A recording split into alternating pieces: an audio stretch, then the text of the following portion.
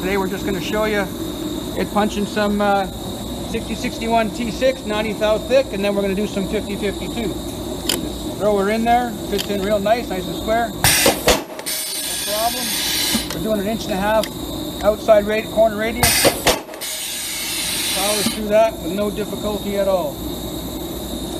6061 T6, pretty hard stuff. This is a little softer aluminum, but it's 1/8 thick. Still going to take a little bit of force, but not a big problem for the 5-ton Porta Press. Punching corners all day long. Now this corner notcher comes with some other radiuses. We just did the largest one. It comes with a 1-inch rad, 3/4 rad, and 1/2 inch rad on the other side here, upside down.